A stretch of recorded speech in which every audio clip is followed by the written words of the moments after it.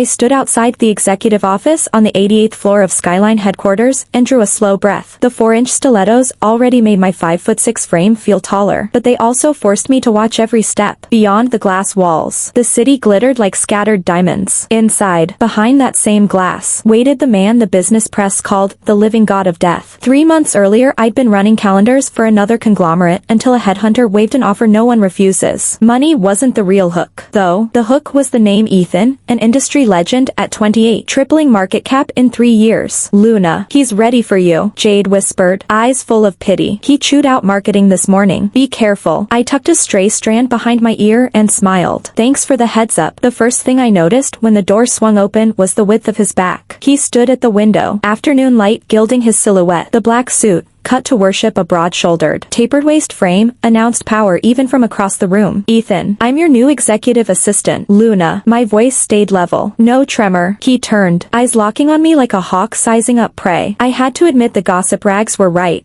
Cut glass cheekbones, straight bridge, a mouth that looked born to deliver verdicts, and beneath the Armani, the kind of muscle no tailor can hide. Luna, he repeated, baritone as deep as a cello's lowest string. Harvard School, 3 years at Corey, closed 3 cross-border deals. That's me. Short, factual, waiting. My resume was tattooed on his brain. The questions were theater. He closed the distance until my shoulders met cold glass. Cedar and a trace of tobacco curled around me, close enough to violate every HR manual. Your resume is flawless, he said, gaze surgical, but I demand absolute professionalism. Understood? Understood. I kept the smile polite while ranking him on my internal hazard scale. Rule 1, his palm slapped the glass beside my ear, penning me in. Keep your distance. I met him stare for stare. I'm only interested in professional distance. Sir, a flicker of amusement, gone almost before it registered. Let's hope so. He stepped back, gliding to his desk. 3 o'clock. Last quarter financial analysis on my desk. Dismissed. I shut the door and noticed my palms were damp. The man lived up to every headline. Back at my workstation I inhaled, dove into spreadsheets, and reminded myself the report normally belonged to finance, his test, my obstacle course. At 2:50 p.m., I laid the bound file in front of him. He was on an overseas call, British accented vowels crisp enough to slice bread. When he hung up he flipped pages, fingers drumming a soundless beat. Better than expected, he conceded. Thank you, sir. 9 tomorrow. Warson delegation. Arrange it. Conference room A1. Briefing books printed. I answered. One eyebrow climbed. How did you know? Last week's schedule flagged early month Warson pitch. I prepped contingencies. He studied me, finally gave a curt nod. You're free to go. His gaze tracked me all the way to the elevator. Round 1. 80 out of 100. By the end of week 1 I'd synced to Skyline's metronome. Ethan was exactly the myth.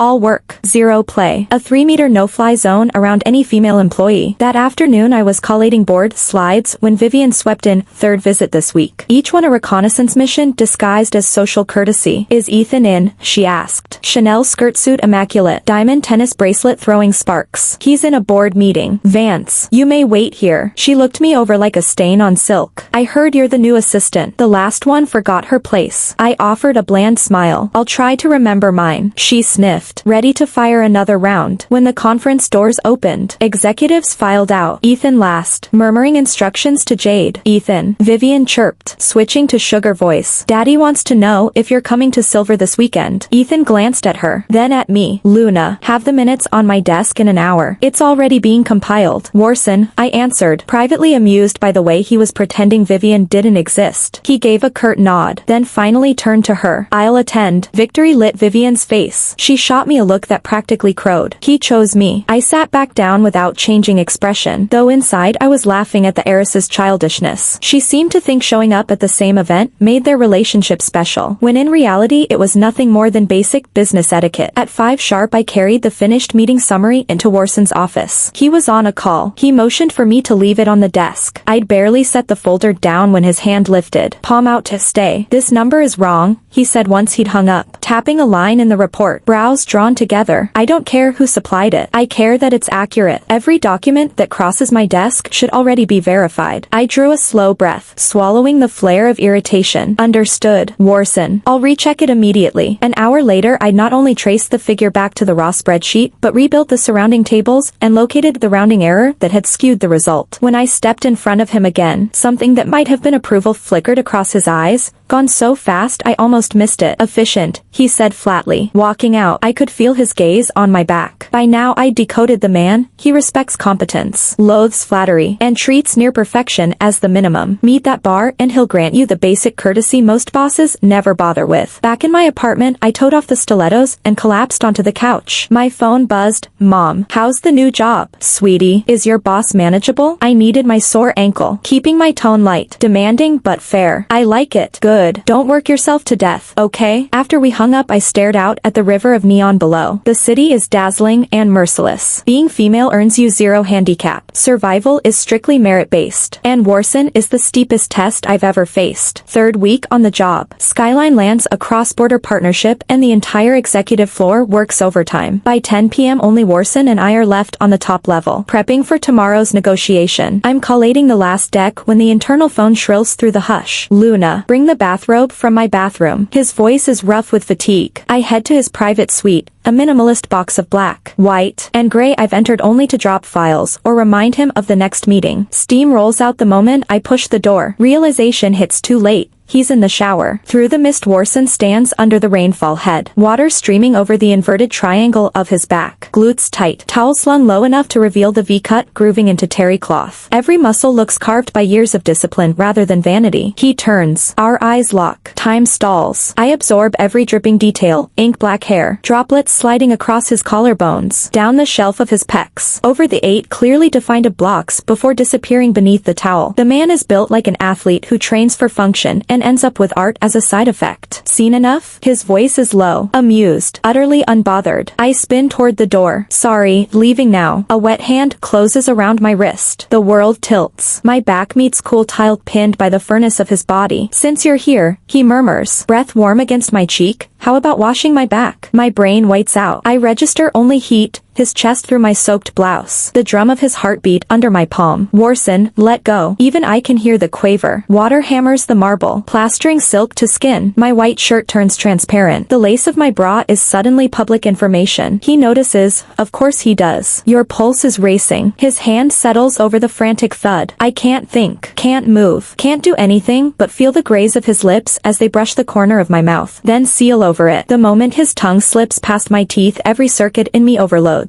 Mint, hot water, and something that tastes purely of him flood my senses. My palms slide up slick shoulders of their own accord, fingers tracing the ridge of muscle. The kiss deepens, drifts south to my collarbone. Buttons pop free. His hand cups me through clammy fabric, thumb circling until my knees threaten to fold. My pencil skirt is rucked to my hips, the last barrier of cotton gone in a whisper of cloth. Warson, I breathe, shocked by the want in my own voice. He lifts his head, eyes black with intent. First time you've used my name. Everything after that feels like a dream spun from steam and neon. He twists the faucet off, wraps us both in an oversized towel, and carries me into the adjoining bedroom. On cool sheets he peels away wet clothes with unhurried reverence, kissing every newly bared inch. When his bare skin meets mine I shiver. Cold, he whispers, pulling me tighter. I shake my head, incapable of speech. His mouth finds me again, hot, demanding, impossibly gentle. A pinch of pain arcs through me. He stills, kisses the corner of my eye, voice softer than I've ever heard it. Relax. Follow me. In the dark we were like 2 vines knotted together. Every thrust he gave was fueled by a madness he barely kept in check. And I sank completely into the whirlpool of desire.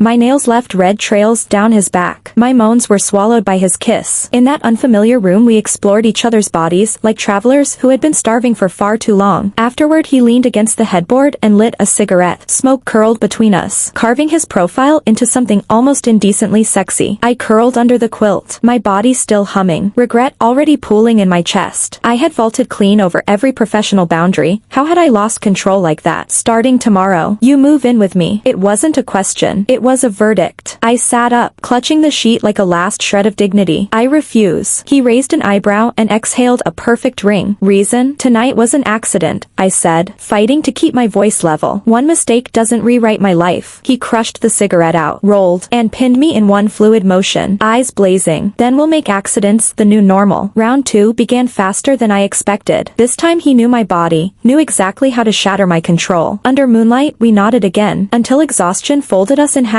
At dawn I woke alone in Ethan's bed. A crisp new business suit lay on the nightstand, tailored to my measurements. I lifted the skirt. Emotions tangled. The man even micromanaged my wardrobe. The bathroom still carried the cedar scent he favored. I stood under the spray and let hot water scour my skin. In the mirror, my throat wore bruises like purple pearls. I sighed and smoothed concealer over every mark. Whatever had happened, life and work went on. When I reached Skyline, Ethan was already in his office. He glanced up. His gaze lingered on my throat, a ghost smile tugging at his lips. I pretended not to notice and walked straight to my desk. All day we behaved like ordinary boss and assistant, as if the night had never existed. But I knew the axis had tilted. Every time he passed my cubicle, every time our eyes met, my pulse sprinted. That afternoon Vivian arrived again. She barreled into Ethan's office without knocking. From my desk I could hear every word. "Ethan, why did you cancel the partnership with Vance?" Her voice cracked. "Is it because of that secretary?" "This is a business decision," he answered. Ice calm. "It has nothing to do with Luna." "I don't believe you. You've been circling her, and now you're taking her to Silver." Her pitch soared. I stared at my screen, heart pounding. He was taking me to Silver. News to me. The door flew open. Vivian stormed out, eyes rimmed red. She shot me a lethal glare. "Don't celebrate too soon." I met her gaze without blinking. "Vivian, shall I call you a car?" She went white, heels stabbing the marble as she fled. I watched her go, stomach churning. This job had just become more complicated than I'd bargained for. That evening a sleek black sedan picked me up for Silver. City lights streaked past the window. My palms were damp. The driver handed me a velvet box. "Ethan asked you to wear this." Inside lay a champagne silk slip gown that flowed like liquid light, and a diamond tennis bracelet that caught every gleam of the street lamps. I hesitated, then stepped into the dress. It fit as if it had been sewn onto me. The ballroom glittered, chandeliers, champagne, a sea of tuxedos. I spotted Ethan instantly beneath the crystal canopy, deep in conversation, black tailcoat, perfect posture, every inch the aristocrat. When he saw me, surprise flickered across his face. Quickly banked, he crossed the floor and slid an arm around my waist. Stunning. Heat soaked through the silk at his touch. Good taste. "Ethan." Vivian appeared in blazing scarlet, proud as a peacock. Her smile died when she noticed his hand on my hip. "Ethan, who is this?" "My companion, Luna," he said, voice flat and final. Vivian's laugh was razor thin. "Maybe you don't know, this secretary was fired from Corey for sleeping with her boss." The circle around us went silent, curiosity sharp as broken glass. Ethan's arm tensed, but his tone stayed mild. "Vivian, shall we fact check?" I met her glare. "The company you mean is Corey, whose CEO is your cousin. Want me to dial him right now so he can explain why I resigned?" Her face drained. She couldn't risk that call. "Also," I added, smile sweet, "everyone here can see who's actually doing the chasing." A ripple of muffled laughter ran through the crowd. Vivian stood frozen, colorless. Ethan dipped his head, lips brushing my temple. "Well played." Then, in full view of every gossip in Riverdale, he kissed my forehead. "Luna is mine," he announced. Quiet but carrying. "Anyone who troubles her answers to me." In that instant I knew we would never again be simply boss and assistant. Mid-gala I needed air and slipped into a small lounge. I had barely closed the door when Ethan stepped in after me and locked it. Before I could speak he had me caged against the wood, his breath mingling with mine. "You didn't deny us," he murmured, thumb tracing the spot he'd kissed. "Why?" "Because it's the truth," I said. "Since that night we've been anything but professional." His eyes darkened. He took my mouth,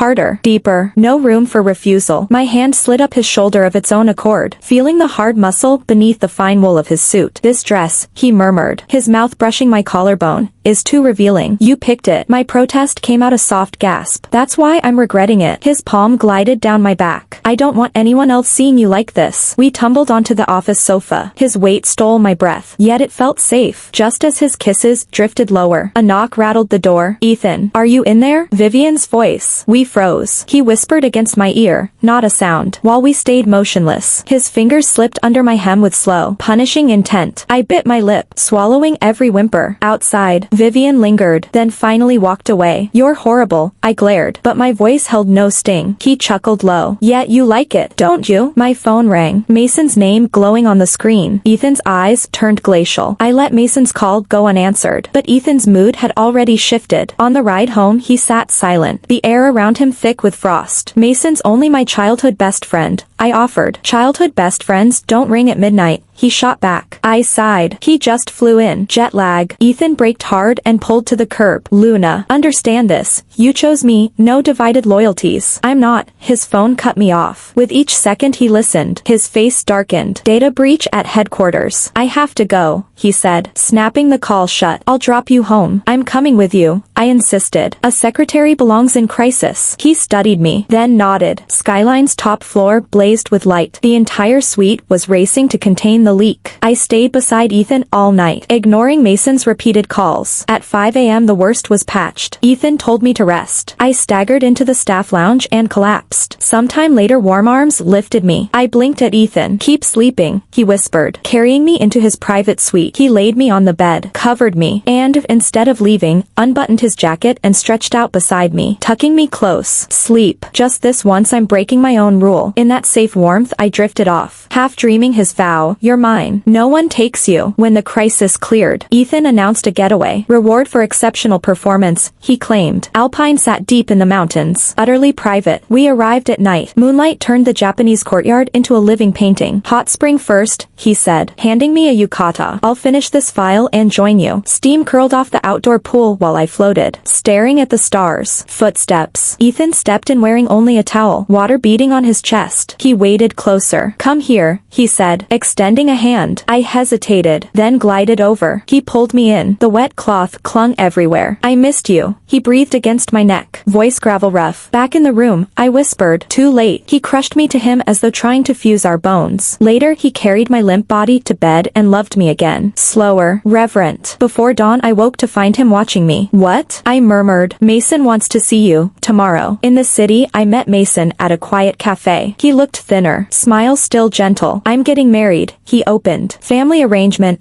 Daughter of family friends since childhood. Congratulations, I said, meaning it. His grin turned rueful. If I'd confessed sooner, but seeing the way you look at him, I know I lost. He treats me well, I said. Good. He lifted his cup. If he ever doesn't, tell me, I'll deck him. Tears stung my eyes. We parted with a soft hug. Be happy. At Skyline was mid-meeting. I dozed on his sofa until his jacket draped over me. I woke as he sorted files. Talk finished, he asked without looking up. I circled behind him. Ethan, let's stay true to each other. He turned, hauling me close. I should be the one saying that. His kiss was fierce, possessive. The door flew open. Vivian stood frozen. Ethan, you, out, he ordered. The door clicked shut. He cupped my face. Now, no one interrupts. 1 year later, at our wedding, Mason arrived with his bride, sweet, radiant, clearly in love. Thanks for coming, I told him. He grinned. Wouldn't miss the guy brave enough to marry you. Ethan's arm circled my waist. Correction, lucky enough. After the reception he whisked me back to Alpine, same suite, same moon. Only now we belonged to each other outright. Ethan, he murmured, expect no sleep tonight. I laughed, dodging his lips. So much for your Ice King reputation. It only melts for you, he said, serious at last. Luna, you're my whole life. Under drifting moonlight our fingers laced,